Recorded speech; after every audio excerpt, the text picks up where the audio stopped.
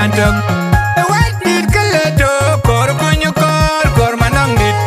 Ugama dit, adudu mayuen manakol. Ugama dit, aroba jagu weng marial. Kulel wa general akol kodit. Akol marial bil. Achilwel ay nyandu pani chirong pol. Pani chirong marial. Nyandu pana kwey bany. Kadil kutia kubuk bay bay. Pana alwel ay tor. Alwel kir makwel ma. Na bentuk tin kuliah ko ana kala kur kuj akol makwen yak ting walam nyamen kuj malyak kuj kontit kutuwara tiag mabek na bentuk tin kuliah ngom tweng ting walam nyamen kuj makwen ajal kuj kontit kutuwara bung jel tiu kabung makon na bentuk tin kuliah jwenje ting walam nyamen lwal makek bal kurdit utawar meri nyalong chang majar nyalong makwindep na bentutin kudai jamje kati walan madur wanglek madur kor kuj utawar nyamona logeng ajilwe lokal mandelo benyar jirong kwal nyana pana kwen ben ajirong agongu madin nyarin mama ronda atuy madut uban jen mama doy madang ma godit man kor Pandiri chol jalwa wa kwey bany. Enji chiang kudiri kan pana kwey bany. Upani chirong kwol. Patu de weg laj. Weg chayek nyan jit pe. Nyan ye yan jadang omrot. Agongu mading. Rein neteng ner pian ye. Nyan mama kwen ma bior rej. Patu de weg laj. Weg chayek nyan jit pe. Nyan ye yan jadang omrot. Agongu mading. Rein neteng ner pian ye. Nyan baba go ni shol shirom. Patu de weg laj. Weg chayek nyan jit pe. Nyan ye yan jadang omrot. Agongu mading. Rein neteng ner pian ye. Nyan baba ma bior ma wal. Ma bior ma jeng. Patu de weg laj. Weg chayek nyan jit pe. Nyan ye yan jadang omrot. Agongu mading. Rein neteng ner pian ye. Nyan baba ma gwed ma wal. Ma gwed landeng. Patu de weg laj. Weg chayek nyan jit pe. Nyan ye yan jadang omrot. Agongu mading. Rein neteng ner pian ye. Ana le nyener. Mashar ma biore. Patu de weg laj. Weg chayek nyan jit pe. Nyan ye yan jadang omrot. ana ngad walan kuj deng kuj kuj adwan ngad walan deng mon kuj deng machar usultana kol mon kuj waji yarwan ki koy dirgam mada jag bolit yan lay koy gen man kayan koy gen man ka baba temen ben turika turka galwa tun makudit ukul madang don kurai jingatel babur madang dit babur chol chol kumar wong mor wen lai koy gen man ka wa jan mada jag bolit wa pe ukulwel yay makwin yak yana kola kol kur kuj kola kol marial bil waji yarwan ki koy dirgam Elwel kol kor lo jenya. Elwel morngeng. Panden kantois. Majar mau na matay lo jenya. Panden kantois. Ilwal lwal kor lwal magalgat. Kor kuj kor mukwe. Nadiga nyan mama kwen mabioray. Panden kantois. Majar kono machar.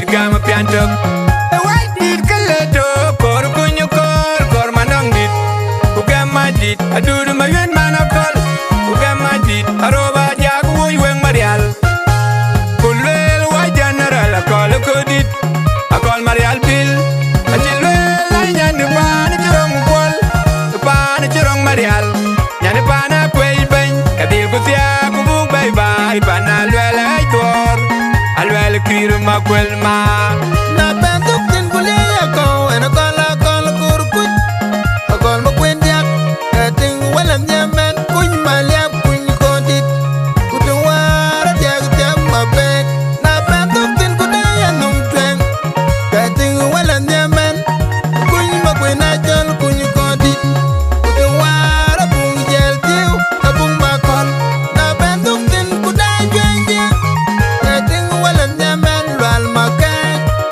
lwal kurdit utuwar meri nyalong twang majar nyalong makwindap na bentutin kudai jam jam kati walan madur wang lek madur kor kuj utuwar ngamona logeng ajilwe lagon mandelo benya na jirong kwal nyana pana kwen ben ajirong agong bung madin nyarin tin mama ronda atuy madut uban jen mama doy matang ma godit man kor Pandiri chol jal wawa kwej ben enye chiang kudire ken pana kwej ben upani chirong kwal patu de weglej wegayeng nyan dit pe nyan ye yen jala ngamrut agong gum mading e ine tenger pian ya nyan mama kwen ma biodrej patu de weglej